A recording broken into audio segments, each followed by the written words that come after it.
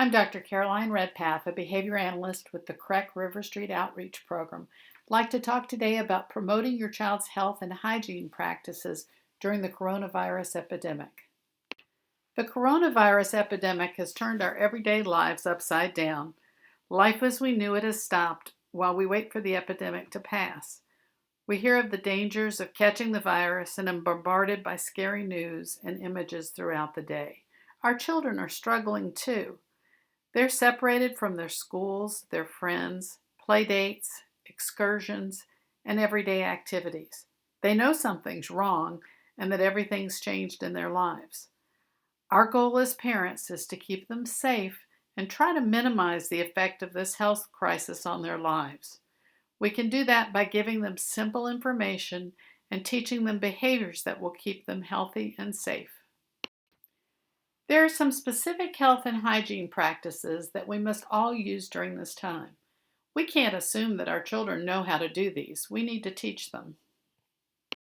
Children are used to playing very close to each other. The first way that we can keep them safe is by helping them understand why it's so important to observe social distancing. A simple explanation about the coronavirus and how it spread is important for them to understand.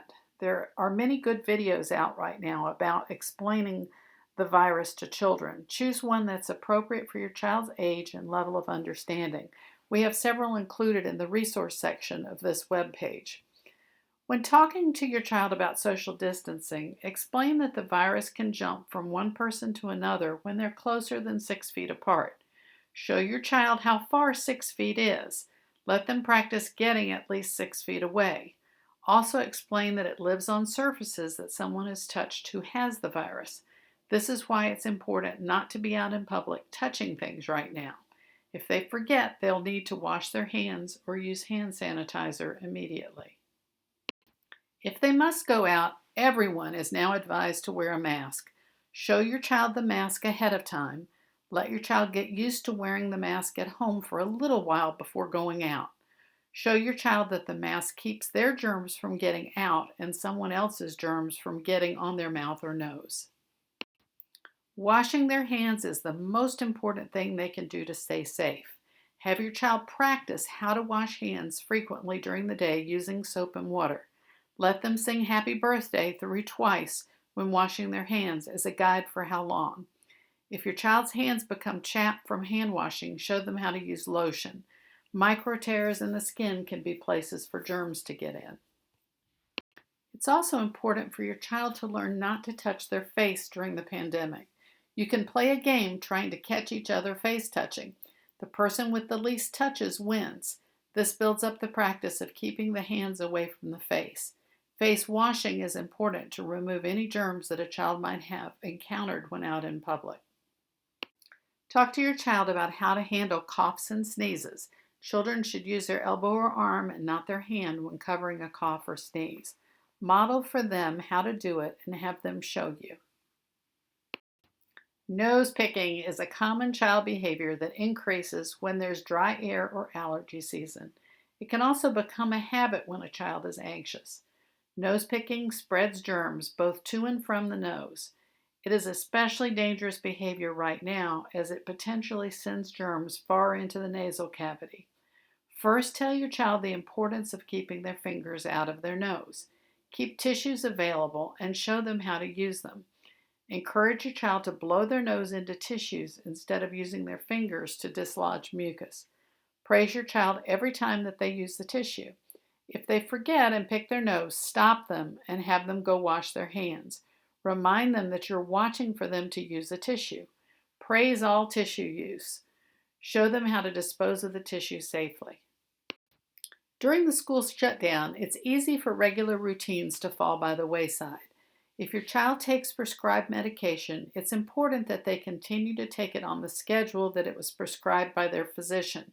You may need to set a timer to remind you of when your child's medication is due during the day if they've been taking it at school. Sleeping in late can result in medication being taken late and too close to the next dose. Make sure that you stay in contact with the prescribing doctor about any side effects that you're seeing. This is not the time to abruptly stop medication without consulting your child's doctor. If your child takes medication for ADHD, they may not be used to taking it on days that they're home. If they needed it for schoolwork in the building, it's likely to be helpful in trying to access virtual classroom activities as well. Contact your child's doctor for advice before discontinuing the medication. Try to build in some physical exercise during the day. If they can safely play outside while social distancing, that's ideal. If not, use exercise or movement videos, indoor games, or dancing for physical activity. This is a time of high anxiety for all of us. Try to pick some calming activities to mix into the day. Listening to stories, calming music can help everyone relax. Children pick up on our worries even when we don't think they're paying attention. Try to reduce the amount of anxiety-provoking stimuli that your child is exposed to. Limit access to TV, talking about death and sickness. Concentrate on positive talk about how the health practices they're using will keep them safe. Finally, educate your child on safe practices in opening the door to others or to deliveries. Besides stranger danger issues, there are new concerns. They should not run up to visitors, even relatives, to hug them without checking with you first. They shouldn't touch packages that arrive. Show them that you need to clean packages first before they can be handled. We all feel that there's very little in our control right now. By teaching your child basic health and hygiene practices, you can build skills that will last a lifetime. We can show them that they can have some control during these trying times.